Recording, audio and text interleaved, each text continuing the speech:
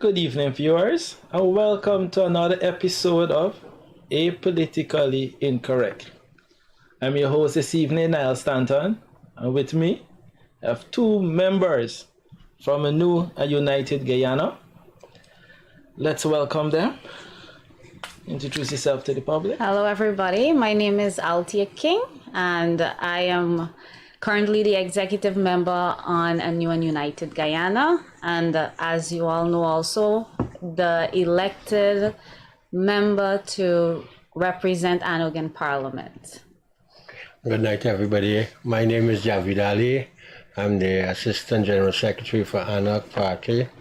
I'm into private security, and I'm here in support of Althia, who is the elected MP chosen by Anog, and also here with Niall in support of him being a teacher. So I stand in support of both of them tonight. Welcome. This evening it will be a very interactive program. There are so many issues to be discussed this evening. We will be touching on the teachers' strike now that the teachers are back in school. We'll be looking at the parliamentary issue. As you're aware that there's so much was going on this week, over the weekend to now, in terms of Miss King being the representative for Anog in Parliament, and she's not there at this moment. So we will get into more details with that. We'll discuss that. We'll look at other current affairs. We'll touch a little bit on sport. And so tonight is going to be really an interactive program. Also, I would like to take this opportunity and say Happy International Women's Day to all women. And so special in Women's Day to you, Ms. King. Thank you very much. Thank you. As I would have mentioned before, I'm your host. I'm stepping in tonight for Mr. KIAN JABOUR, who could not be here. So let's get in. As we mentioned before, it's been 4 weeks since the teachers would have been protesting at various locations, and now they're back at school from Wednesday, but still it seems as though it's a deadlock that's happening. Althia, you being the representative for Anog United Guyana, and soon you will be the person who representing in Parliament. What is your take in terms of the government taking so long to come to an agreement with the teachers? Don't get me wrong, it's not only the teachers that seeking an increase, but we have doctors, nurses, the entire public servants, Right. or the public sector need an increase in salary. But more so, we're going to try tonight to focus a bit on some issues with the teacher. Right, What is your right. view or views? Well, first of all, you address me as the one who will soon go into Parliament. Remember, we're being optimistic here, and optimistic in terms of the right thing being done. So we're optimistic in that sense. But yeah, I think this would have been of recent memory one of the longest strike that would have taken place, and it was kind of painful to see that every day, and to hear the comments on it, to know that our teachers, one of the principal individual sector of our society, are being deprived of something so important such as their salary, which literally promotes their well-being, their livelihood in this country. Not just the teachers, many other sectors. And as we recently went through our budget and we touched the highest mark that we've ever had, we have seen indeed that all sectors were catered for that's a plus. All sectors were catered for, at least in my opinion. You guys can think differently.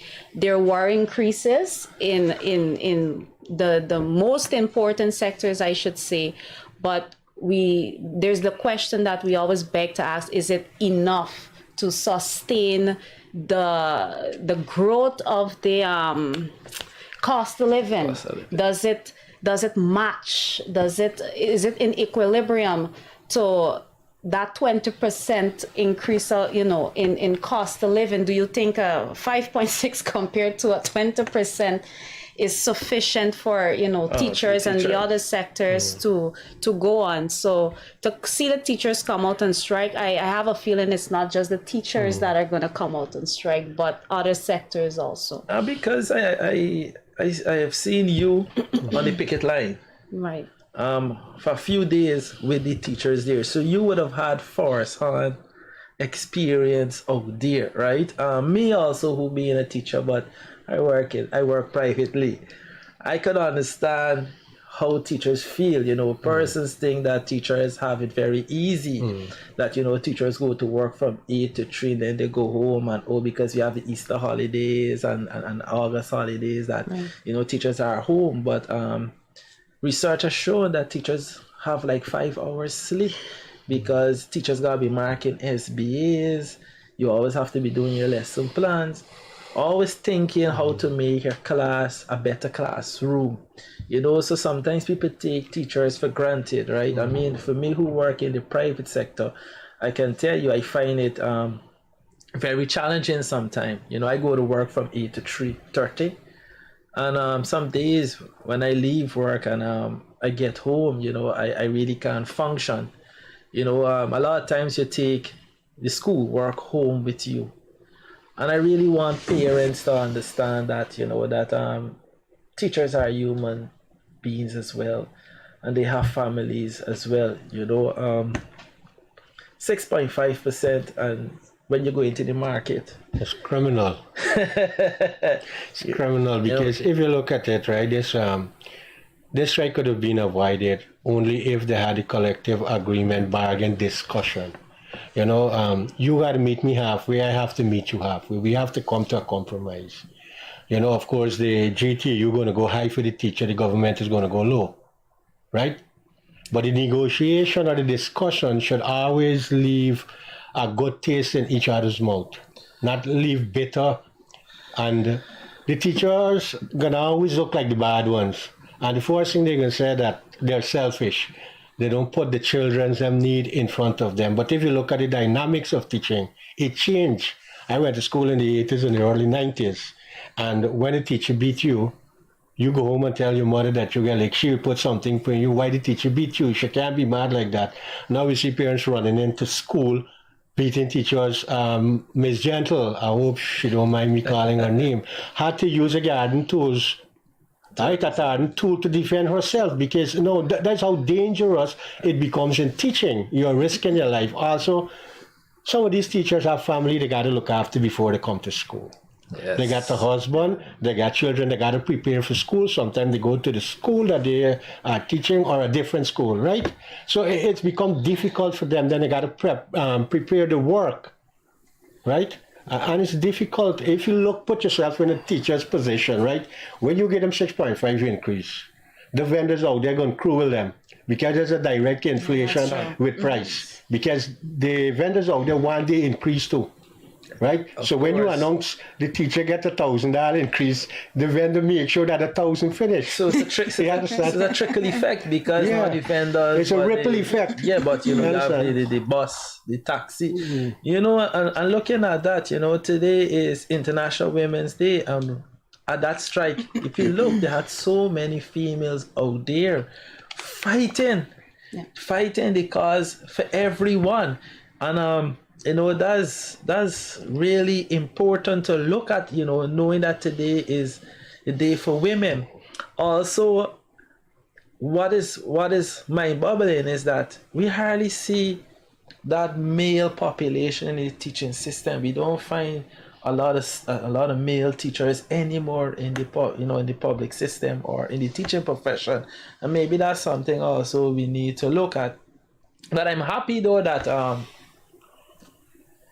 the ministry and the GTU is having conversation. Yeah, that's a positive sign. I'm hoping that at the end of the day, they can come to an agreement, give the teachers the increase.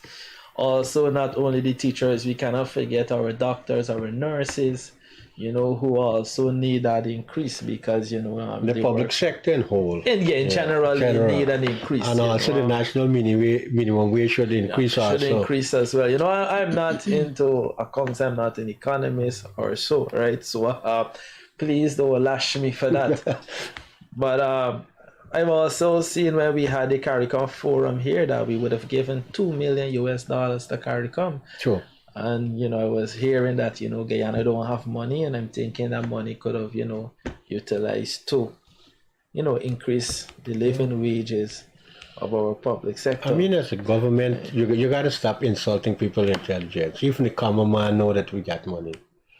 You understand? And this card that they're playing that we don't have money is going to play itself out, or has already played itself out. You got to come with something else different now. You're talking, I hear one of the PPP apologists, an economist is be on TV, said he don't agree with the World Bank, and he did his own investigation. I want to know if he went to each and every home and find out the state of living and how much money they spend, or the monthly budget is, right? And these are the kind of falsehood, right? They peddle to people. And some people are gullible out there. They accept these things. Now you don't have money, or you have money, because recently, as the CARICOM thing that you speak about, to see a luncheon was there. And Yes. that looks like, Ambani wedding couldn't have come close to that with what I see. No joke, Very believe me. expensive. A lot of money. Yeah, well, if I said everybody know, a lot of money. Ambani Our wedding billionaires. make the news, right? So if I could tell you, well, the Ambani wedding is nothing compared to what I saw, right? And those are the kind of things. Not that we mustn't treat our guests good, but we can't say with in one breath that we don't have money, and in the other breath we're showing that we have money. Yeah, Because we got to look after our own. take care of our Right? own. Charity begins at home. It begins home here, right? And the world is looking at us in that. Guyana. I've also noticed that, a lot of our neighbors are coming and getting a lot of opportunities. A lot of things are being given to them. I don't want to touch too much on a lot of things, but I've noticed on Carifest Avenue, the grungs, NIS grung, and I think the other grung is Fence up with yeah, the fence up hotel. for a hotel. Or the And- Qatari hotel. Yeah, and I also Okay. see that business is getting 10 years Tax free. tax free. How many local businesses in Guyana get those opportunity? How many of us, can afford to, have a reasonable size business and get these tax breaks that the foreigners are coming in I can and tell getting? right. I can tell you that a lot of persons, a lot of youths especially, we look forward for the development. It's something that's been promised to us for a long time, and we do welcome development. But the reason why we welcome development is because we know that, we're gonna get tax off, what this person is coming to invest. Like we're already with a mindset that it will be equally applied, all taxes, not even, I won't say privileges, but you expect the exactly what is being applied to the local or the common man to be applied to them and a little bit more, right? So that the investment can grow and we can feel appreciative of that development. But when you just wipe off tax and I'm open to development.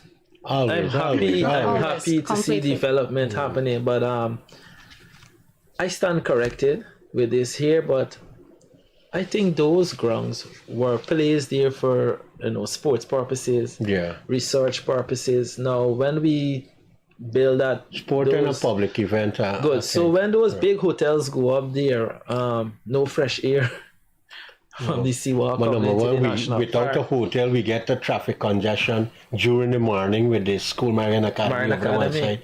What's going to happen when we get a hotel? No, I'm not saying, like you said, we're not against Against progress. development. Right? Yeah. Development infrastructure is very important for any developing country. But also, let's bring me back to one thing. The private sector, or who are not public servants, will benefit from that. Yes, That yes. comes back to the Yeah. teacher. What does the teacher get? So we're building a hotel that we can spend time in. My fear is that as I said, I'm not against what we call progress or so, but I'm afraid that one morning we get up and nothing belongs to us as Guyanese because of all the good treatment foreign investors are getting, and you a local investor, it is so difficult to do certain things, you know, and I wish that the Guyanese public could understand that you have the power in your hand. I mean, you would have placed individuals in different places to work for you. You know, come 2025, it's an election year. You know, let's see what will happen. We know that Anu United Guyana will be running again. Yeah, sure. And hopefully this trip we can, you know, shift the balance in power. Hopefully we can able to secure maybe 5 or 10 seats. You know, but talking with that, coming back, Miss King, you should have been in Parliament right now, representing Anua United Guyana, representing this population at Parliament. That opportunity so far has not been granted to you because of issues with our deputy speaker, who should have been out of Parliament since last year. Right. Give us a little bit more insight on that, and Javi, I would like also to hear your views on this whole issue with you know, the good doctor, right? Dr. Kisoon, Right. as we are aware, has been in the press. Well, first of all, before I begin, I know we were itching to No, get I'm not. down Yeah, I'm not. on this topic, but yeah, because what I would have given to the press conference, I tried to, you know, make it very simple and compact, but I like that we can come here and give a little bit more detail into what I meant by when I said I would have been one of the first individuals, you know, supporting Miss Kisuna, working along with her, going along with these parliamentary activities. I'm not cutting you out here, but I know what, you know, we're not speaking on behalf of Anuk. You know, Neither Guyanese critic. or the Guyanese critic. Let's just get that clear out there. That's fine. These are all This is personal. our personal views, right? This and is so, fine. as everyone, as I said before, know that Althia should have been in Parliament at this point in time, especially yesterday.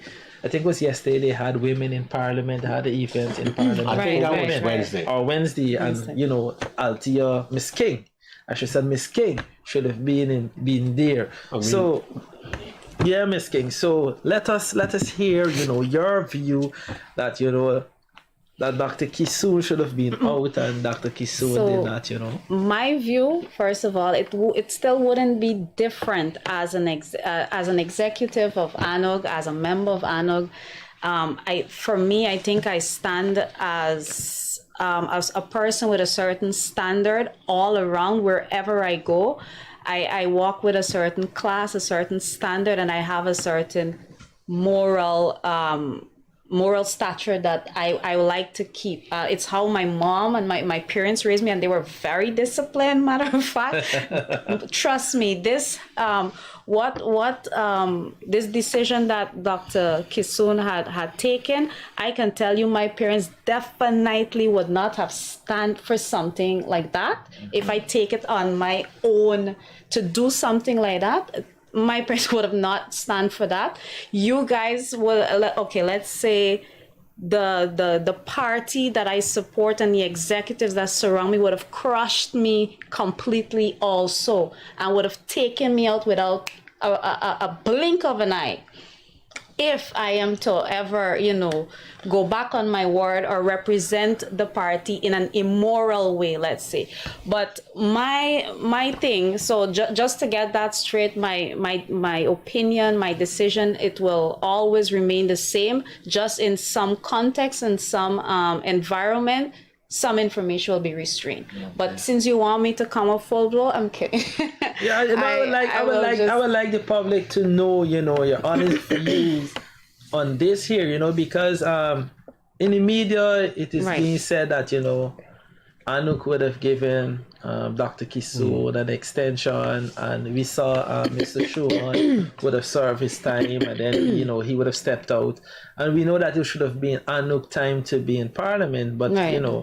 Anouk would have given Dr. Kisoon the opportunity to serve for that period, and now that she would have decided on her own, because I also saw she in the media said that she will make a comment, right? But I'm trying to figure out what she's going to say. So I want to. Right, So very importantly, I would have mentioned, because I really want to give the detail, like I said, a little bit more insight, besides from the press conference, because in the press conference, I would have said that, yeah, guys, I would have been the representative to have a meeting, to engage a formal meeting, that is, on behalf of the executive with Dr. Kisoon. So I want to give a little bit of information as to what that, meeting entailed. And very importantly, I think that was the only official meeting that I actually had with her, and that's where I actually came to know more about her motions, right? That was one of the things discussed. There were 2 motions that she brought to my attention. There was me along with another executive. So there were 2 motions brought to our attention.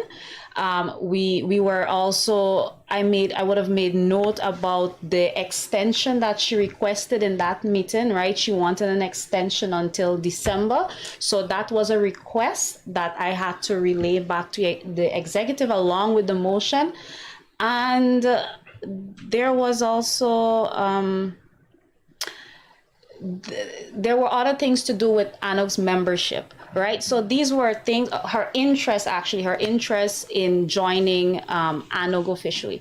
So these were the 3 things that I had to make minutes of, and I relayed back to the executive, because these are decisions that we have to vote on. These are decisions that we have to discuss, pros and cons, like every other organizational structure, to come to a final decision, right?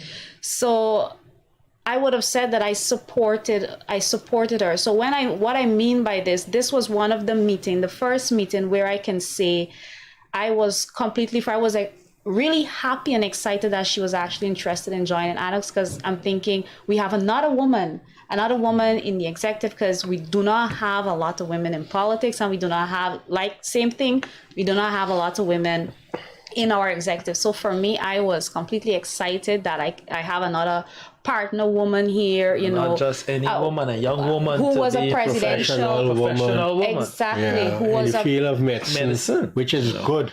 Yeah. Because the presidential candidate also for her party, which is also, very dynamic. So for me, I was pretty much intrigued. So of course I'm going to support someone like that. So when she brought the motions, as we have to vote on the 15 executives that we had at that time, the chairman was Mark France, and I think we would have only had 13 executives to make decision, or around 14 or 13 executives.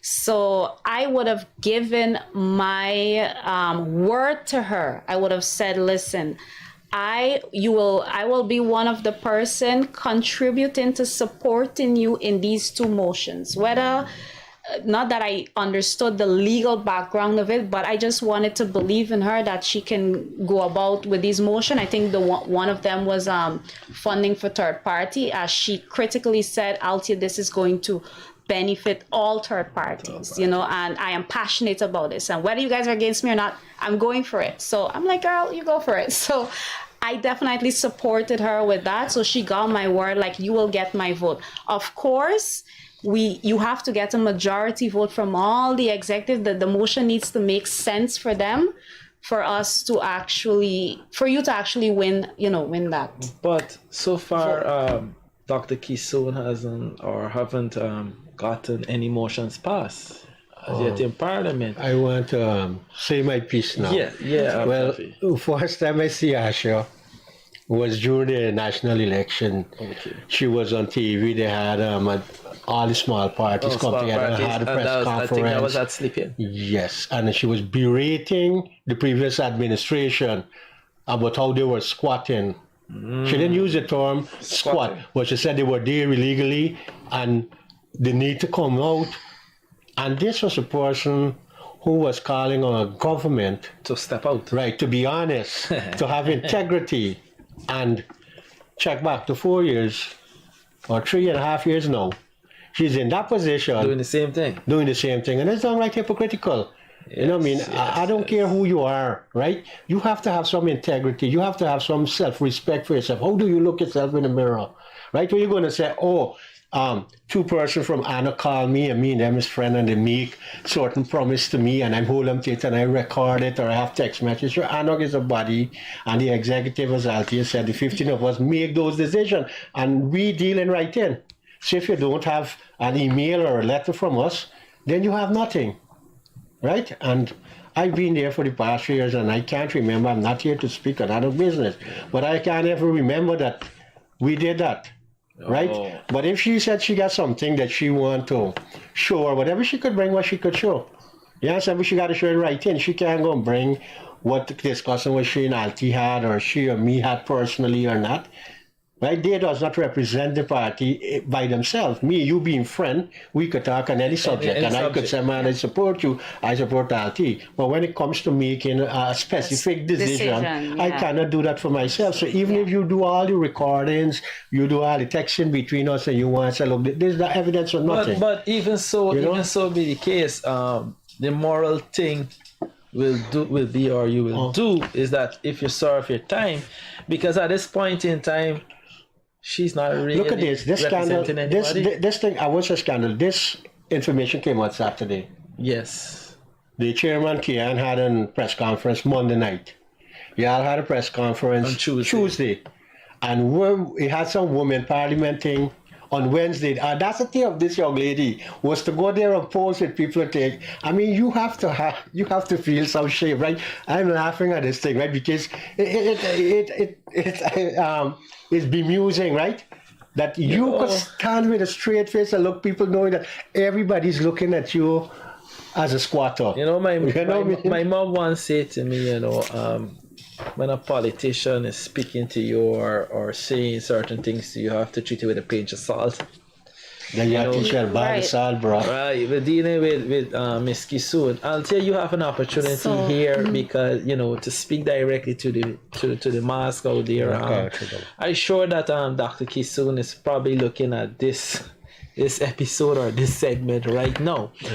What would you say to Dr. Kisoon? From a woman to a woman, because today is World International Women's Day, and as I mentioned earlier, that you should have been in there not only representing a new and united Guyana, but representing the people of Guyana. You're a young woman, an intelligent young woman who, has so much ambition and had so much plans for, representing your constituency in Parliament, and now you're not there. So if Dr. Kisoon is okay, I'd like you to look straight into this camera here, and let people know, that you have an opportunity to let, the Guyanese public know that, you are being prepared for this opportunity. This is March 8th.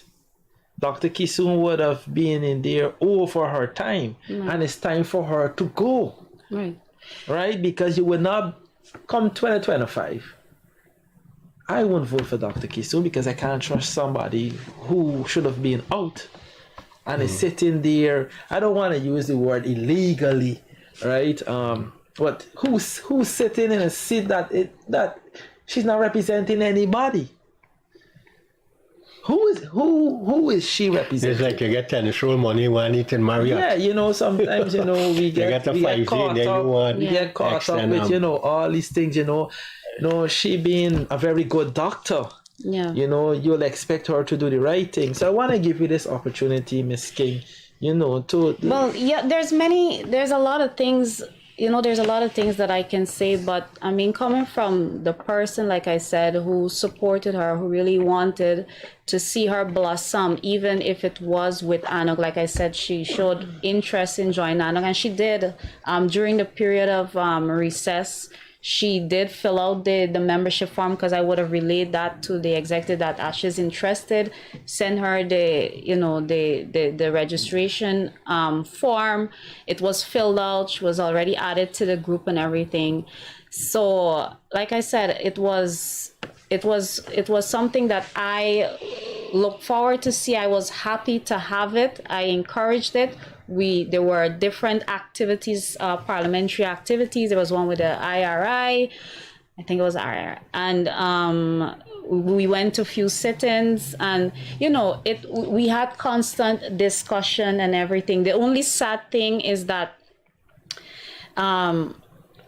after we had that meeting, and then we were supposed to have another official meeting with all the executives, where we would have given her a chance to represent why do you want to support this motion, and why do you expect why do you want the executives of ANOG to vote yes for this and support this. It was very critical to have that, and to have all the promises and the sincerity that I had with Dr. Kisoon during this meeting. I would have loved to have her represent herself with the other executives, because it felt like even when I relayed that message, it wasn't as concrete as having the person saying that out of the mouth. Like, really, is this person really interested in joining ANOG? Is this person, what's happening with the party? We need more information. Is TNM going to dissolve? What will become of TNM? And apparently when we had the meeting didn't happen, like I said, right before we were supposed to conclude on the transition. It was the last weekend, actually, and sadly she had COVID, which she would have relayed to us. She had COVID. We don't know the problem. Because everything this woman said right now, you can't really believe anything that she said and take it. Pinch of salt. No, a whole bar of salt. Okay. Because I know about you, but I just really can't believe anything that she said before, because it becomes questionable. When we didn't get to do it, and like Javeed said, she had COVID, and we didn't get to have that meeting or hear the motion or hear her representation, hear her interest in joining ANOG. Even said to me that, which I would have made note in the minutes, that there was 25% of the parliamentary salary that she was going to contribute back to ANOG, including. I have 25%. 25%. I made record of 25%, including seeing that they were in the midst of dissolving TNM or what. She would have also had some of the members of TNM to join ANOG, and I think they did also. There were a few persons who came along. Okay. Along with Ms. Kisoon, she was also wanted to donate some of funding that the members would have given to TNM to ANOG. I don't know if that was ever made, because we were supposed to pass that on to our financial secretary, and that communication would have had to happen between her and the financial secretary to actually make that, because we're not really responsible for that part. It's becoming clearer and clearer now that. Yes. So if I may say that, at one point she was a member of ANOG. If you want to say that, because she would have fill up a form, submit it, and then I in charge of that process, and I did receive a form from her, and I informed the executive about it. Of course, we can't go into details of what, but the bottom line is she was a member, and one of the things is that you may look at this from an MP point of view, which is an ANOG problem, but now this becomes a national issue because she's a deputy speaker. Now the government is the one that appoints her. Now, should the Speaker of the House, something happen to him, and this young lady has to become the Speaker, because she's a deputy speaker, she has no integrity, she's not honest, right? She's not truthful, she show a clear indication, or she have shown the world that she has no intention of doing anything right. So can we trust her to preside over Parliament and being fair to the 64 other persons there? And that is a concern. What will the government do now, knowing that she's been dishonest? So we get a national issue here now. So speaking of the deputy speaker position, this was one of the things in the meeting too, as I represented, and I had to make very clear, like, okay, ANOG position with the deputy speaker is that we're not accepting this position. We believe that it rightfully goes to the major opposition. Which is secondly, we made clear that we're also not supporting the duty-free concession. So she was actually on board with that one. However, her response to the deputy speaker position is that since I would have already responded to the media that if it is offered to me, I would accept, that I would feel compelled to accept it. However, she said, if it is not ANOG's interest, I will support ANOG. I actually checked that back in my minutes. I was like, oh, so that was there. But this was a minute that I sent to her and sent to the other executive that's with me. And I said, guys, is everything okay in this minute? So she would have read that, agreed with what I would have said in this minute. So this is not just me. And she said, thumbs up. The other executive said, thumbs up. And that's when I dispatched it to the rest of the executive saying this was what. So you have an email thread with it. I have the minutes. I have the minutes with that meeting, and like I said, sadly we didn't get to meet afterwards. That meeting would have happened in April, the end of April. Sadly, we didn't get to meet at the end of her term or before her term. So we, like I said, so you guys get that official position on her, and we decide if we were going to support those motion. I think based on discussion we were having, the legality, but I'm not going to touch on that. But like I said, it would have needed the decision of the majority to have her be, convinced. And so like I said, we went into recess.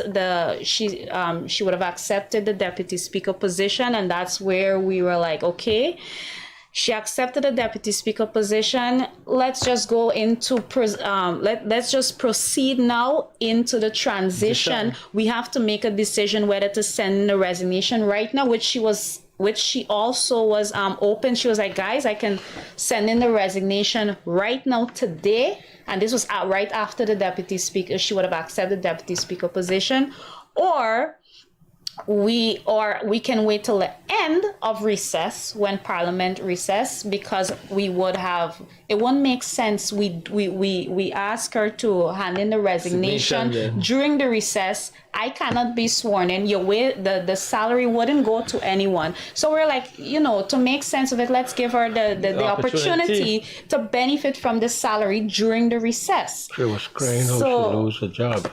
She would have also mentioned, that she lost she would have lost her job. One of her jobs. Oh, so this is a young lady in different jobs. She had two jobs. She had two jobs. Well, she's saying she had two jobs and she had lost one. She would have lost one or lost because one. She said she would have lost one of her jobs, So actually, because of the work that she had to do as a parliamentary. Yes. So if I assume her preparation had made her if I may assume, and as I said, don't I stand corrected. So we can look at this in a different light in terms of she losing one job or giving up one job, and see this as an opportunity, as a money-making thing to fill. But for other reason than just use this as an excuse. Because right now, as I tell you, everything that she say, you people got to second guess it or question what she's saying, if there is any truth to it. Because she has proven that she's a liar. Right. So coming down to the end of recess, of course, we were already prepared. The end of recess for Parliament, and Parliament was resumed. Of course, we were like, okay, can we have the transition going? And we didn't really get any response. So I think we decided to send out an official letter. Maybe during that time, the chairman, who was Dr. Franz, seeing that they were also friends, and he confided, in her. I can't really speak on behalf of him, but as the chairman, he had the obligation to make contact to start the transition.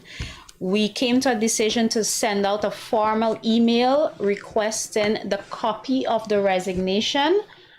And we sent out a second email because we gave it, I think, 2 weeks, and we didn't get any response. So we became a little, okay, what's happening? So basically, this young lady is not willing to come out. No. And as I said before, I would have seen in the press that she's going to make a statement I'm hoping it can be very soon.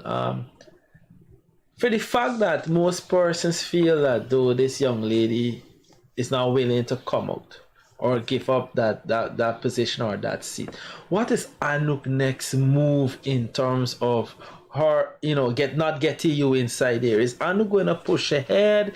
Is Anouk going to start preparing for elections 2025?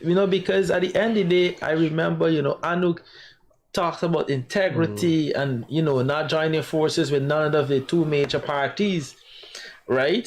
So what is Anouk going to do next? Know the fact that it seems as though you may not go in, and we're hoping that if Dr. Kisun is looking at this program, you're a good doctor, do the right thing. Althia is a young woman just like you. Miss King should be inside here representing her people, representing the people of Guyana. You have had the opportunity, you have had your turn.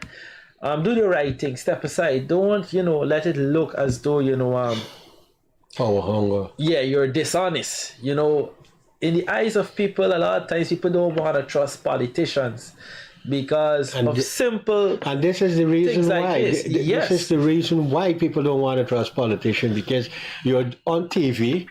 Sadly, for this generation, everything is recorded on social media. Yeah. At one point of time, when you're out, you're calling on this one to do the right thing. And when you're in, don't want to do the right thing. It's like, do as I say, but don't do as I do. It's like you become a magnet and you are stuck here, right?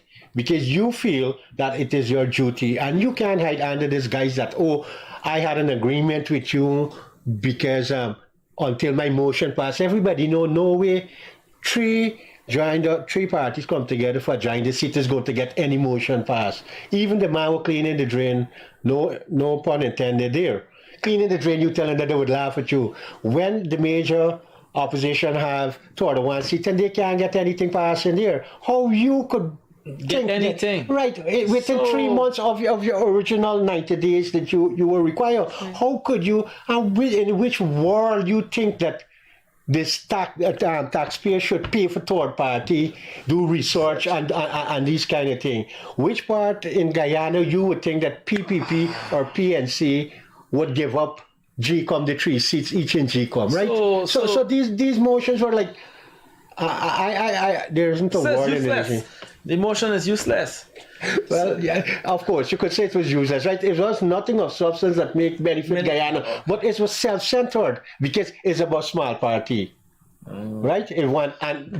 She's suggesting that, okay, with how the construct of GCOM is, that the 3 giants must get a bite at the big table with the big boys, which we know the government and the opposition is not going to change that, because they want their 3 each to look after their interests.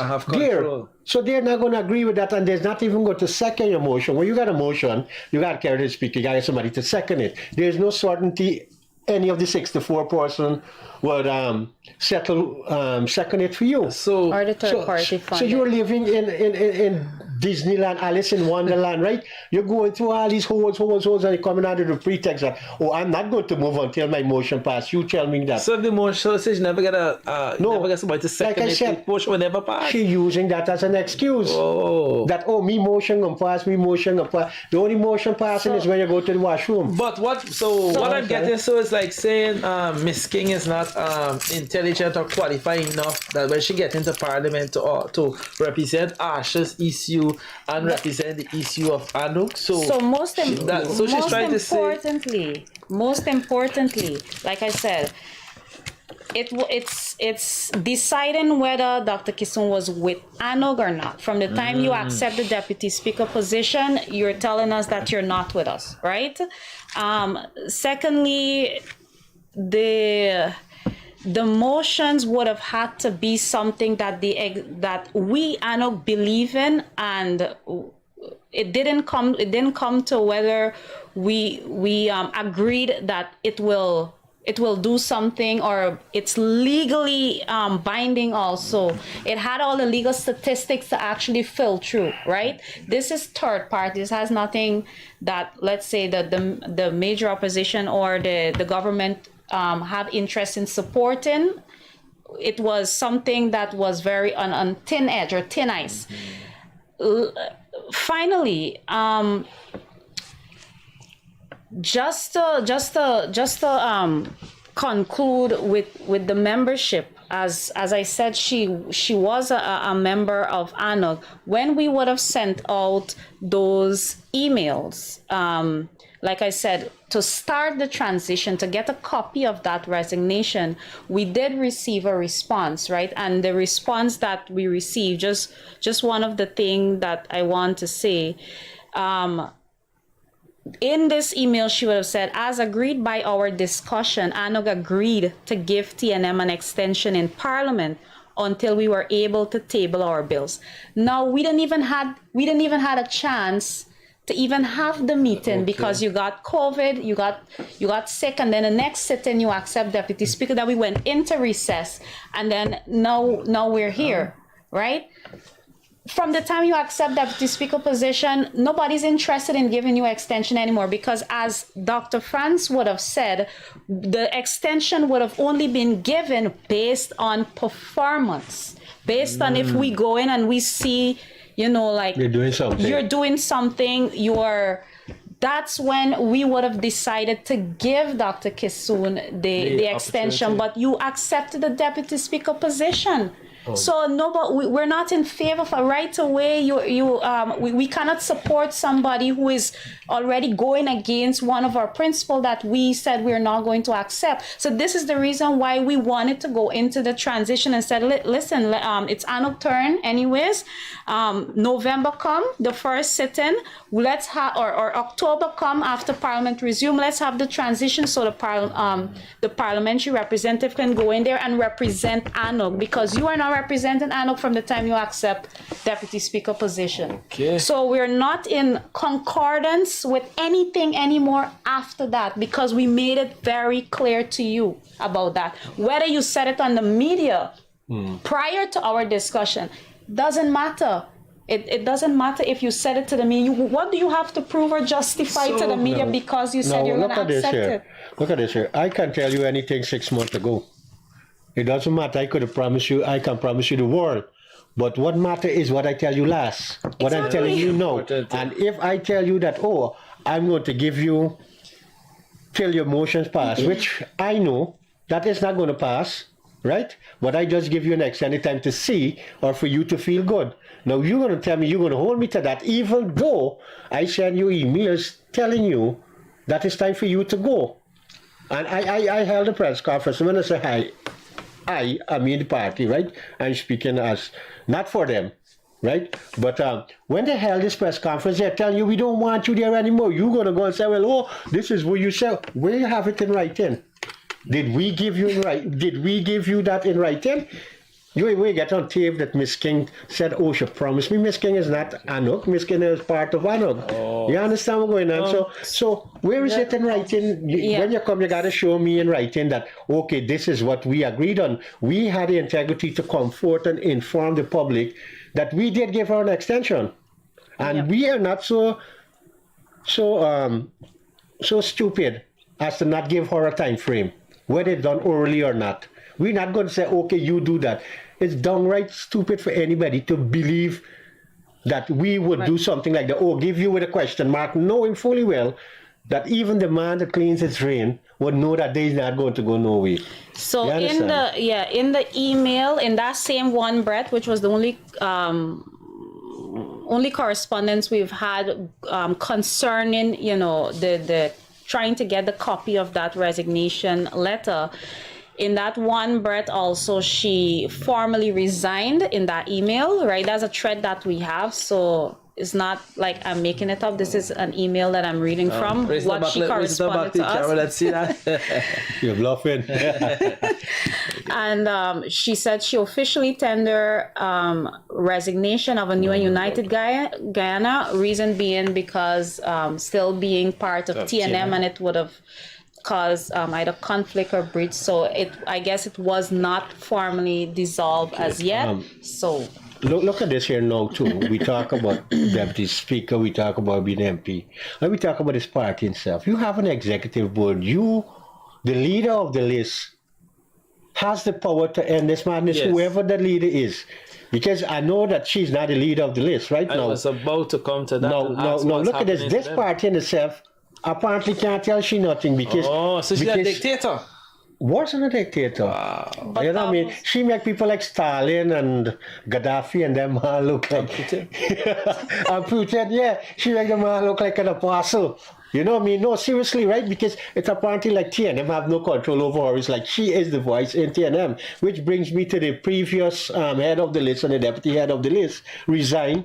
I sent her somewhere 2020. It was in the news, if I could remember, right after the election, they resigned because they said something I knew had they resigned in 2020 somewhere in September of 2020 or October, right? The head of the list, Should that be right? Dr. And Ford? yes, Dr. Ford and Dr. Kanai, both of them I think was there. They resigned. It was Yeah, public. 'cause- This is public because, information, right? Dr. Kanai would have Right. joined another party. So they- URP. URP. right. Chairman of URP. So what happened with TNM now? Don't they have any integrity? Who is the leader of this party? Because the leader of the list currently now, right, has the power to tell her, write to Jacob and say, look, I'm taking this young lady off the list. I'm recalling her. That's the right term, right? I'm recalling her since she don't want to resign. So it's not only she have no integrity, the party itself have no integrity. Unless she is the party, and it's a one-man party. And this is You the understand? big. This is the very big difference between TNM, I would say, or Dr. Kisoon and myself as a parliamentary representative. When people see me, they see Timothy Jonas, they see KIAN JABOUR, they see Javeed Ali, they see Stephen Patterson, they see Laura Singh. I could call out all the 15 executives. They see Mark Franz, they see Niall Stanton.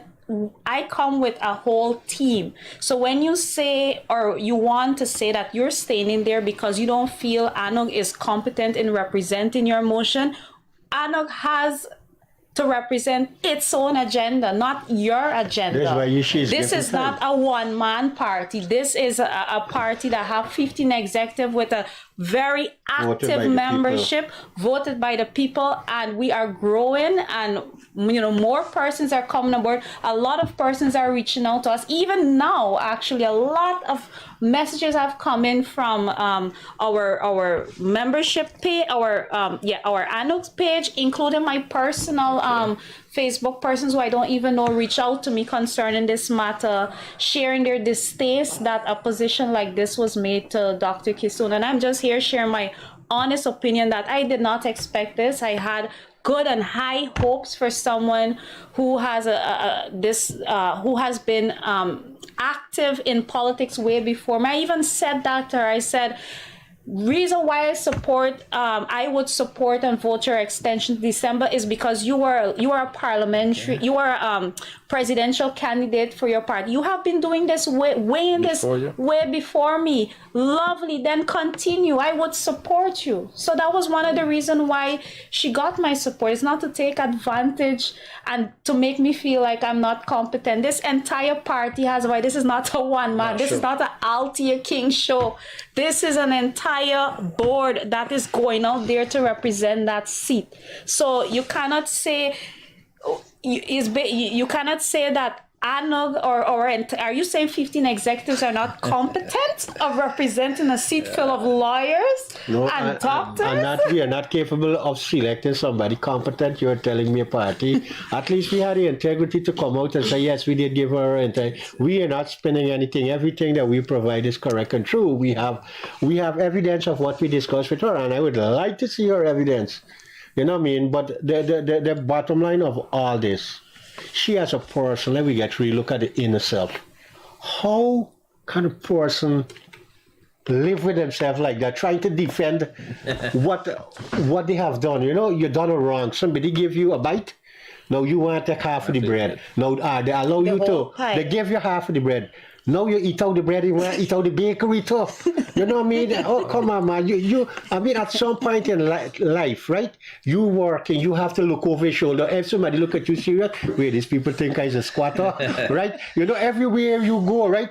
And if people think you know how Guyanese stay, they're going to make a mockery off of her. I mean, this power, when it gets into your head, right? It defines your true character, right? Of who you are. you hold on to this thing here. You don't want to lose it. Because this is the only time you become relevant in society. Without this, you are nothing. Without this, you are just a normal worker, an average person.